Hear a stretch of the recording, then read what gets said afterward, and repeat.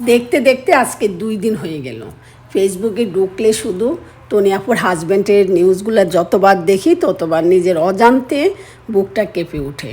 আর ভাবতে অবাক লাগে যে এই অল্প বয়সে এই মেয়েটা কেমন যুদ্ধ করে গেল হাজব্যান্ডকে বাঁচানোর জন্য, শুধু বলার জন্য যে আমার হাজব্যান্ড জীবিত আছে, আমার সন্তানদের বাবা আছে।